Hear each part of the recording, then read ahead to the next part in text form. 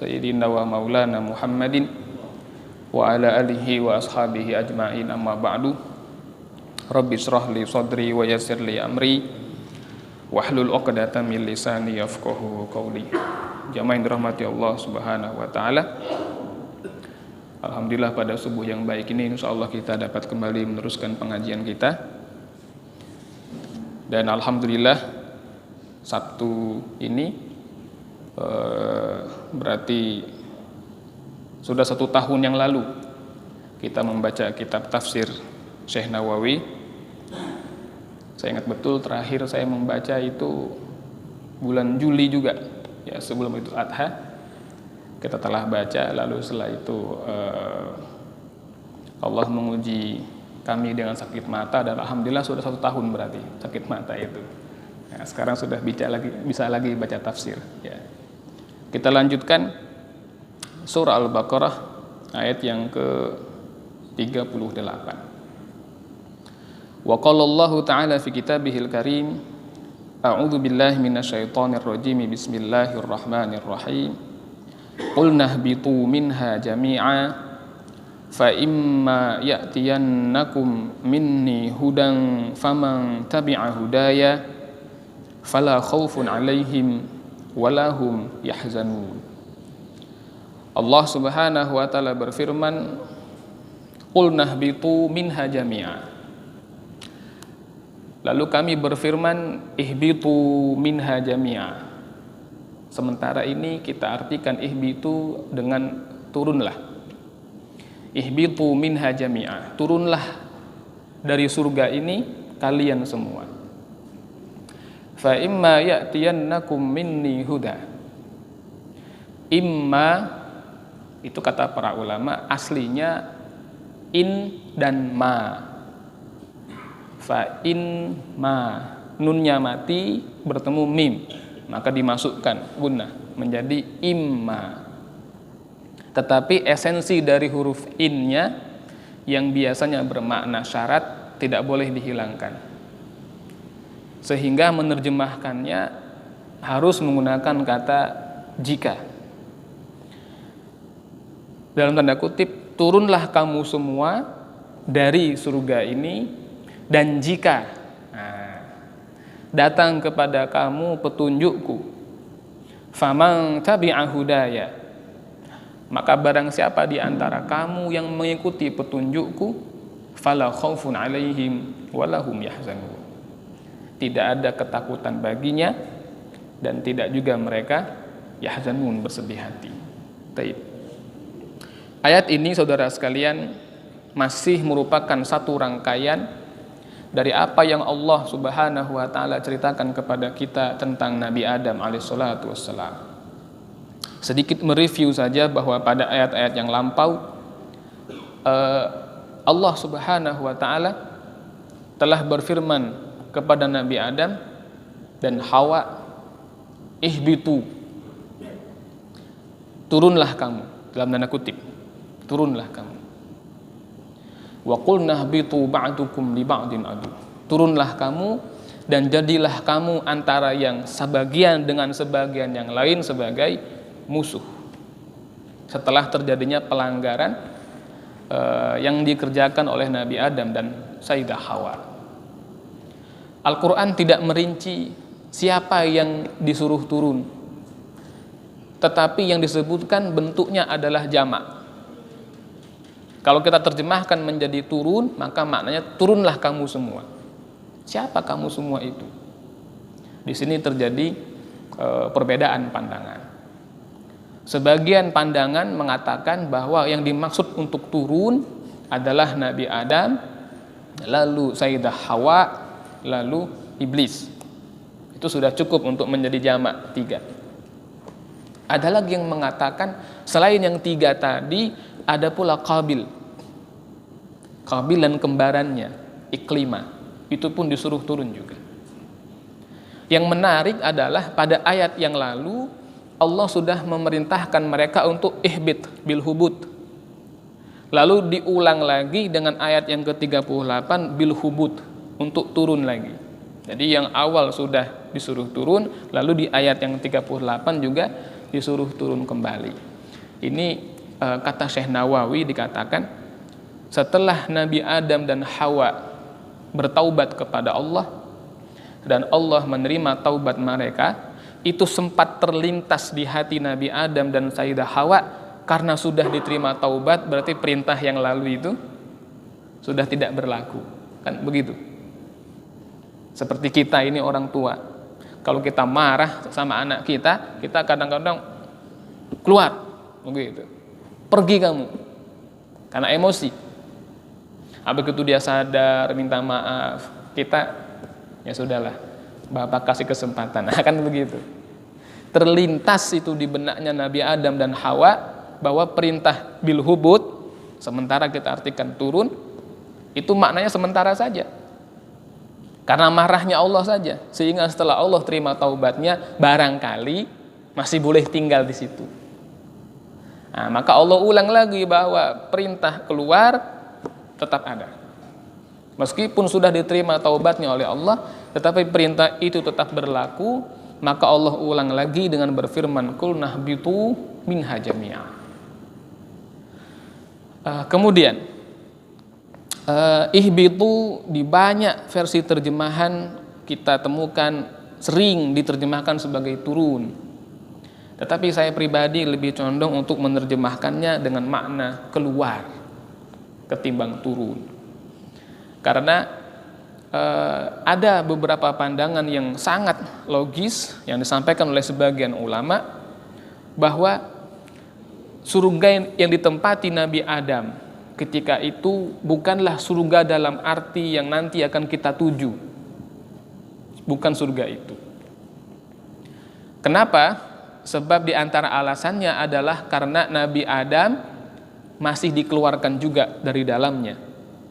Sedangkan siapa yang masuk ke dalam surga, itu Allah sebutkan khalidina fiha abada. Orang kalau masuk ke dalam surga, maka dia akan kekal di dalamnya selama-lamanya. Beda sama penghuni neraka. Ada orang masuk ke neraka masih bisa keluar, mungkin dapat syafaat, mungkin macam-macam. Tapi kalau orang masuk ke surga, maka tentu dia tidak akan keluar lagi selama-lamanya. Oleh karena itu Nabi Adam ketika itu bukan di surga yang dimaksudkan sebagai tempat kembali, jannatul ma'wa, jannatul a'la dan lain-lain. Tetapi maksud daripada jannah dalam tanda kutip surga itu adalah sebuah tempat di muka bumi yang indah. Sebuah tempat di muka bumi yang di sana dipenuhi segala kebutuhan Nabi Adam, di mana beliau tidak perlu berpayah-payah. Kita bisa membayangkan Nabi Adam ini laksana seorang raja, tidak perlu menanam karena sudah ada yang menanamnya, tidak perlu memasak, sudah ada yang menyediakan makanan jadinya. Nah, jadi begitu dilayani, tetapi masih di muka bumi juga. Oleh karena itu perintahnya bukan inzil. Kalau itu surga betul yang makomnya tinggi di atas, pasti perintahnya inzil, inzilu. Kata ada istilah nuzul Quran, ya kan, turun dari atas ke bawah. Nah, tapi kalau ihbit, maka maknanya adalah mendatar, berpindah, keluar. Nah, sehingga memahaminya, keluarlah kamu wahai Adam. Ba'dukum li ba'din adu, sebagian kamu adalah musuh bagi sebagian yang lain. Siapa itu maksudnya? Siapa itu yang bermusuhan satu dengan lain? Nah, semua yang terkait di cerita ini, ya, semua yang terkait di cerita ini, sehingga membacanya boleh jadi maksudnya adalah manusia dengan iblis bermusuhan. Maka Bani Adam, anak-anak manusia, dengan Bani Iblis, berarti syaitan, itu bermusuhan. Kalau kita fahami ini hanya antara manusia dengan iblis. Tapi kalau saya katakan termasuk di situ Adam dan Hawa, bagaimana? Suami istri berarti. Ada nggak? Suami menjadi musuh bagi istri ataupun sebaliknya, ada nggak? Ada. Ada kan? Banyak. Ini gara-gara istri suaminya terperosok. Begitu pula sebaliknya. Kalau saya tambah lagi itu anak dengan orang tua, boleh? Boleh, ya kan? Nah, jadi ini Seolah-olah Allah hendak mengatakan potensi untuk menjadi musuh itu besar antara sebagian kamu dengan sebagian yang lain, antara suami dengan istrinya, antara anak dan orang tuanya, antara anak dua berarti saudara dengan saudara.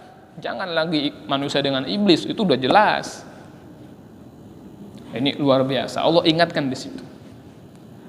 Nah, kemudian kata Allah di sini, fa imma ya'tiyannakum minni hudan faman tabi'a hudaya fala khaufun 'alaihim wa lahum yahzanun. Baik. Maka jika datang petunjuk dariku, siapa di antara kamu yang mengikuti petunjukku, la khauf 'alaihim wa lahum yahzanun. Saya ingin bertanya begini kepada hadirin sekalian. Bayangkan jika Bapak berada di sebuah tempat yang indah, milik sendiri, rumahnya, properti milik sendiri, kebunnya, aset milik sendiri, tiba-tiba diusir keluar. Sedih apa tidak? Wah, sudah pasti. Ya kan? Itu manusiawi. Sedih. Minimal sedihnya itu karena dia meninggalkan apa yang dia cintai. Nabi Adam kira-kira ketika disuruh keluar itu sedih apa tidak? Luar biasa. Jadi fahami sisi psikologi bapak kita ini, Nabi Adam. Ketika disuruh beliau keluar, itu sedihnya luar biasa. Bukan semata-mata sedih karena terusir dari tempat yang indah, tetapi lebih kepada diusirnya beliau, dalam tanda kutip, dari kedekatannya dengan Tuhannya. Kalau tempat yang indah saja enggak jadi soal. Tapi terusirnya beliau dari makamnya yang dekat dengan Tuhan, itu menyedihkan sekali. Nah, makanya Allah Subhanahu wa ta'ala memberikan hiburan. Betul disuruh keluar. Nah, tapi ada hiburannya pada ayat ini. Seolah-olah Allah hendak berkata begini, hei Adam, Hawa, kamu pergi dari sini. Ini tempat kamu nggak perlu berpayah-payah. Ini tempat dekat dengan rahmat kami. Pergi kamu. Sedih kan? Nah, tapi kamu bisa kembali. Begitu. Dikasih harapan sama Allah. Kamu masih bisa kembali, kamu bisa mendapatkan lagi apa yang sekarang kamu rasakan, bahkan jauh lebih baik. Tapi ada syaratnya. Jika datang petunjuk dariku, maka siapa di antara kamu dan anak-anak kamu yang ikuti petunjuk itu? Begitu kira-kira membacanya. Ini luar biasa ini Allah. Dengan rahmatnya diusir Nabi Adam, tetapi tidak dipatahkan harapannya, dibesarkan dan diberikan jalan. Jika datang petunjukku, faman tabi'a hudaya, siapa yang mengikuti petunjukku, itu kata para ulama, dari anak-anakmu, dari dirimu. Nah, maka apa janji Allah? Fala khaufun 'alaihim wa lahum yahzanun. Tidak perlu takut dan tidak perlu sedih. Taib. Di sini kita lihat apa kata Syekh Nawawi. Fala khaufun 'alaihim fima yastaqbiluhum minal 'adzab. Wala hum yahzanun 'ala ma fatahum minad dunya. Mereka tidak perlu merasa takut, menurut Syekh Nawawi artinya atau maksudnya adalah mereka tidak perlu takut mendapatkan azabnya Allah. Siapa yang mengikuti petunjuk Allah, maka dia tidak perlu takut akan azabnya Allah. Dalam arti dia diselamatkan dari azabnya Allah. Sehingga ada ulama mengatakan kalau orang sudah la khauf, tidak ada ketakutan, itu maknanya dia as-salamah min kullil afat. Dia selamat dari segala bencana. Itu kalau la khauf, enggak takut. Kalau tidak ada kesedihan, la huzn, tidak ada kesedihan, maknanya ada yang mengatakan al-wusul ila kullil ladzat. Berarti dia sudah sampai pada semua kelezatan. Ada yang mengatakan demikian. Tapi saya ingin memahami lebih dalam begini. Orang yang tidak perlu takut artinya diselamatkan dari segala bencana. Pertanyaannya, apakah termasuk dari bencana dunia saja atau bencana akhirat saja atau bagaimana? Mestinya kalau orang yang semakin tinggi kedudukannya dan semakin tenang kekasih-kasih Allah. Tidak perlu takut, tidak perlu sedih.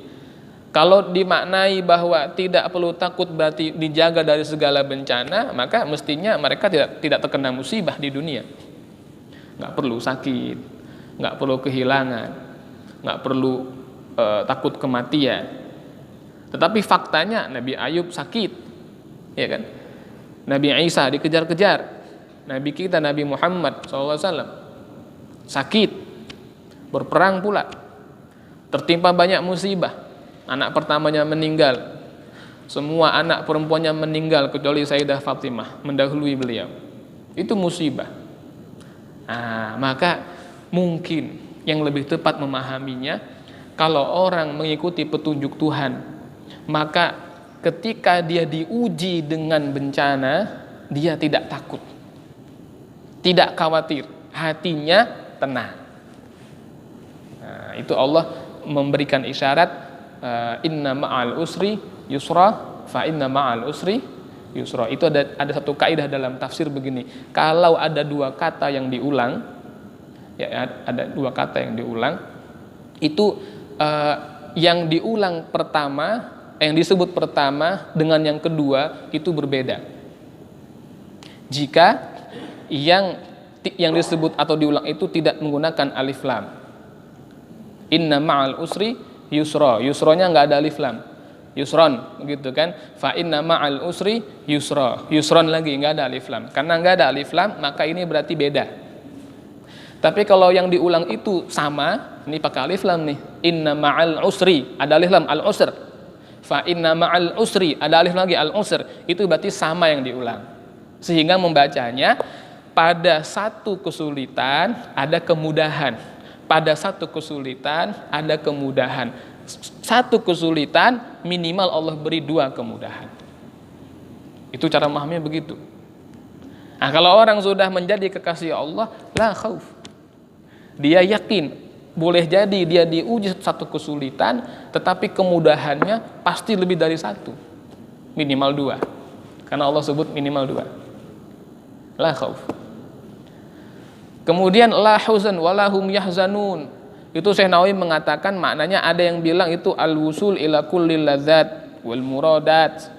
Kalau orang itu tidak sedih karena dia sudah sampai pada semua kelezatan. Tapi ada hadis mengatakan begini dari Sayyidah Aisyah radhiyallahu taala anha. Beliau bercerita kepada keponakannya Urwah, kata beliau, sesungguhnya kami keluarga Nabi itu tidak pernah kenyang selama 2 hari berturut-turut. Jadi kalau hari ini makan, besok nggak makan, gitu. Besoknya makan, besok lagi nggak makan. Nggak pernah 2 hari berturut-turut kami makan. Kalau kita bicara kelezatan, di mana kelezatannya? Nah, maka memahaminya, orang tidak sedih jika Allah Ta'ala memasukkan ke dalam hatinya sebuah rasa untuk merasa lezat pada segala hal. Hari ini dia makan lauknya ayam, lezat, alhamdulillah. Besok dia makan lauk tempe, lezat, alhamdulillah. Padahal berkurang tuh, dalam tanda kutip. Lusa dia makan hanya nasi dan garam saja, lezat, alhamdulillah. Jadi kalau orang mau tidak sedih, merasa lezatlah dalam segala hal. Itu kuncinya. Kalau yang dipikirkan kehilangannya, hilang lezatnya. Nah, makanya ini orang yang betul-betul ikut kepada petunjuk Tuhannya, Allah berikan la khauf, tenang dalam menghadapi segala bencana, dan Allah berikan la huzn, tidak sedih apapun yang dia terima. Ini ayat yang ke-38. Walhasil kesimpulannya jamaah sekalian, sesungguhnya takdir Nabi Adam alaihissalatu wassalam adalah menjadi khalifah di muka bumi, sehingga beliau memang bukan ditempatkan untuk menjadi khalifah di surga. Lalu untuk menjadi khalifah itu Allah berikan perangkat berupa ilmu, dan Allah tetapkan bagi manusia yang menjadi khalifah akan ada tantangannya, akan ada permusuhannya, akan ada yang menghalanginya, yaitu syaitan dalam tanda kutip, hawa nafsunya, pasangannya, atau bahkan mungkin darah dagingnya. Barang siapa yang ingin selamat di dalam menghadapi semua hal tersebut, hendaklah dia berpegang kepada petunjuk dari Allah Subhanahu wa taala. Dan di antara ciri orang yang diselamatkan oleh Tuhannya, adalah ketika menghadapi musibah hatinya tenang, ketika menghadapi hal yang sempit dia tetap merasa lezat. Nah, ini diantara ciri-cirinya. Mudah-mudahan Allah Subhanahu wa taala merahmati kita semua. Amin ya rabbal alamin. Ini ayat yang ke-38. Sampai sini kalau ada yang tanyakan saya persilahkan. Sudah? Yang baik sekali. Yang pertama tentang apa yang tadi dimaksud dalam ayat yang Bapak kutip, itu ada hadis Nabi SAW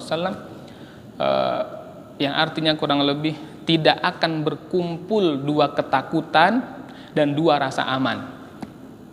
Maksudnya apa? Kalau orang di dunia dia tidak takut kepada Tuhannya, maka di akhirat dia pasti takut akan azab.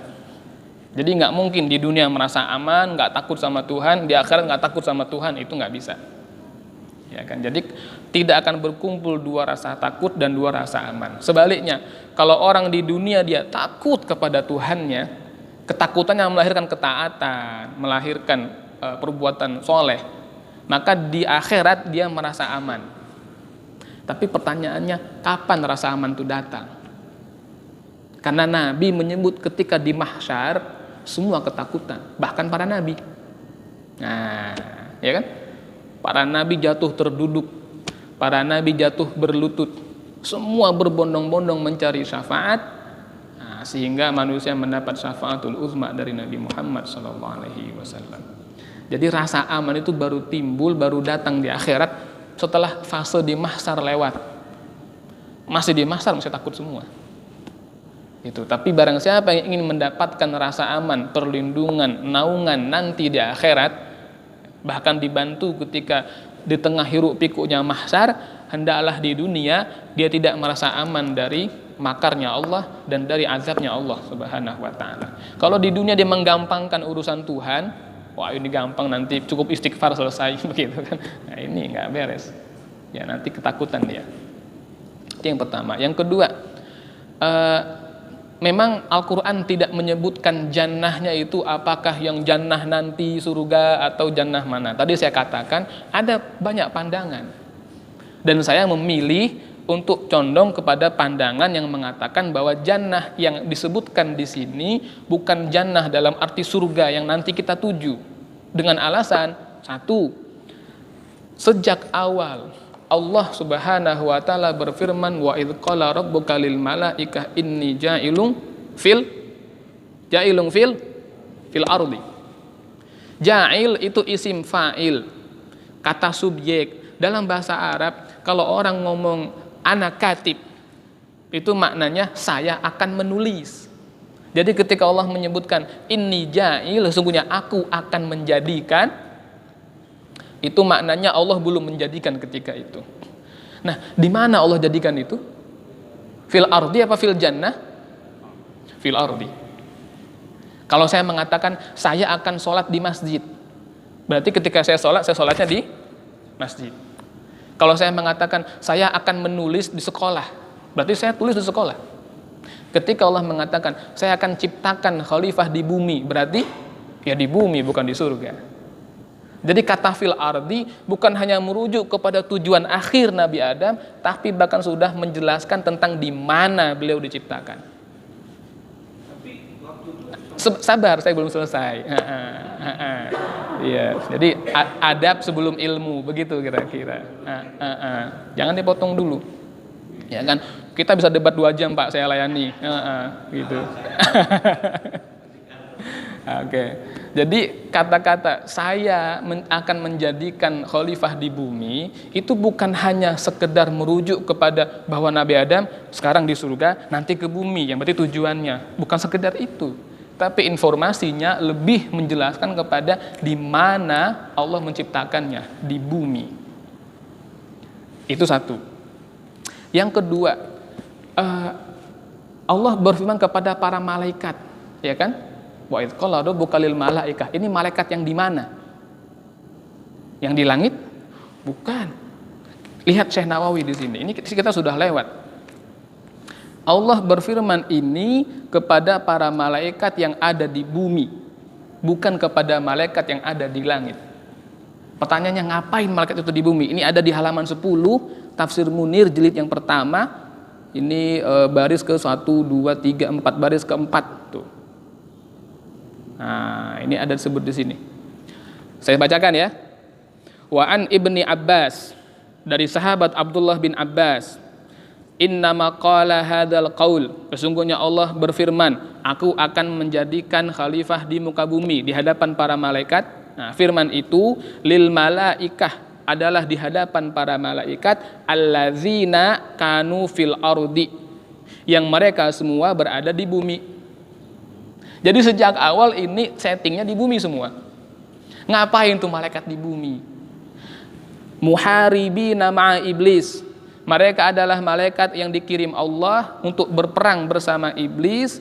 Li'anna Allah Ta'ala lamma askanal jinnal ardo fa'afsadu fiha wa safakud dima wa qatala ba'duhum ba'dan ba'athallahu iblisa fi jundin minal malaikah faqatalahum iblis bi askarihi.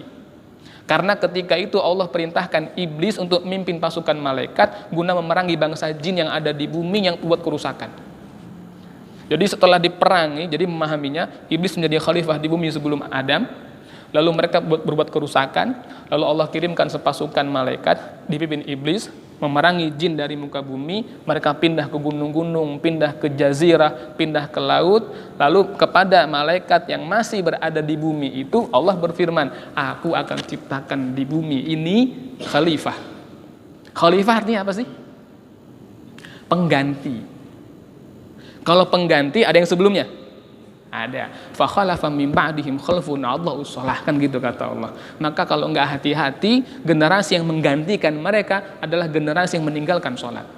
Jadi khalifah itu pengganti. Ada yang digantikan, kekhilafahan bangsa jin. Maka di bumi itu Allah berfirman demikian. Jadi sejak awal ini di bumi semua ini.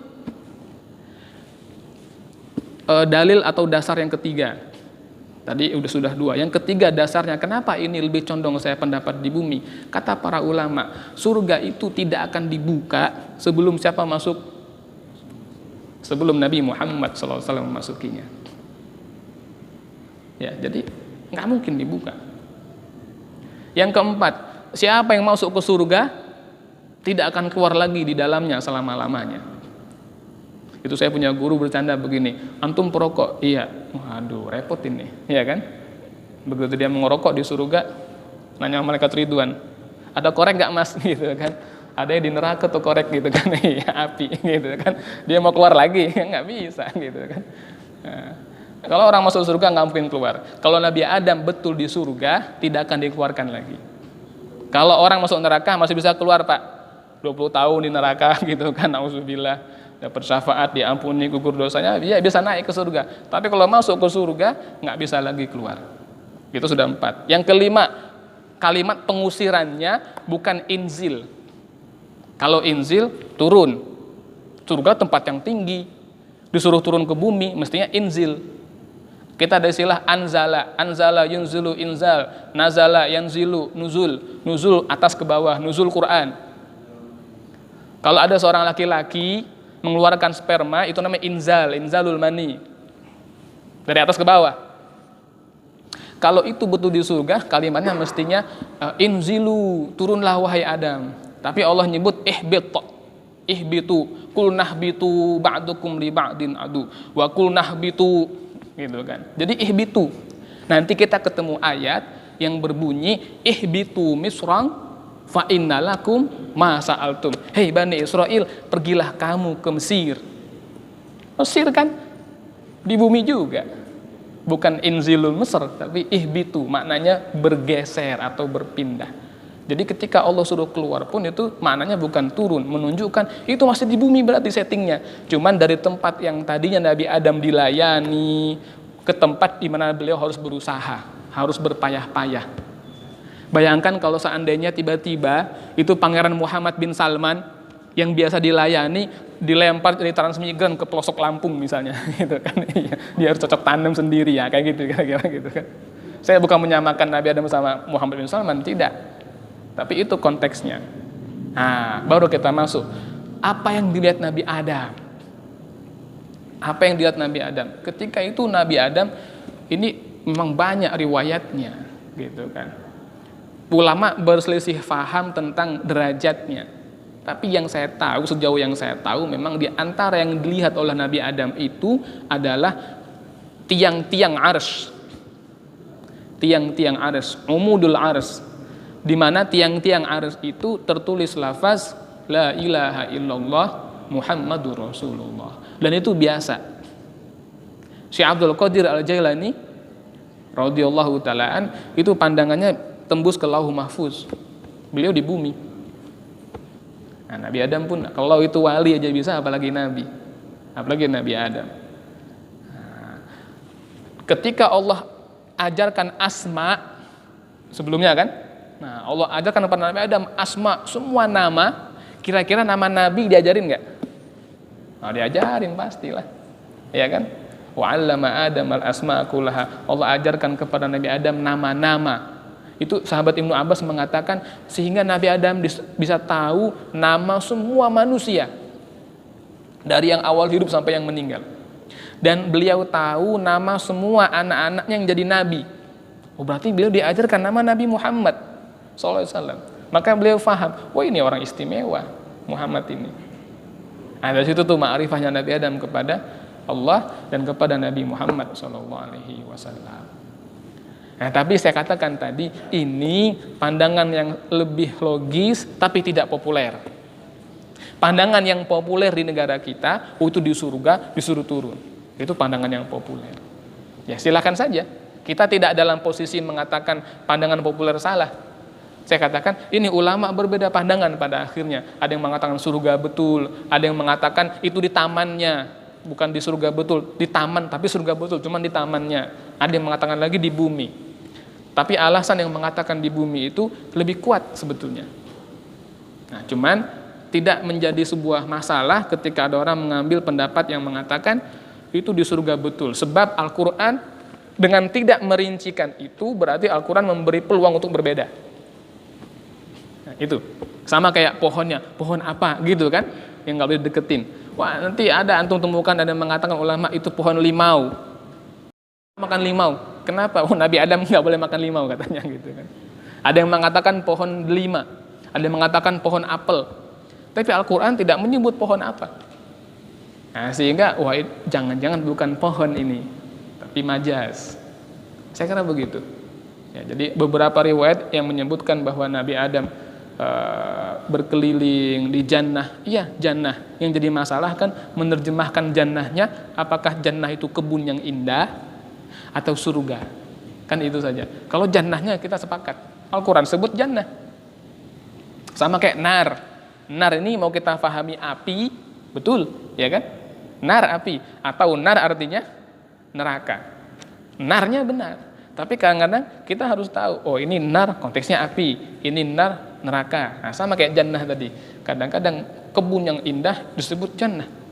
Kita sering sebut itu kan, wah ini surga, padahal di puncak begitu kan. Gitu kan, bukan di surga. Itu biasa. Itulah.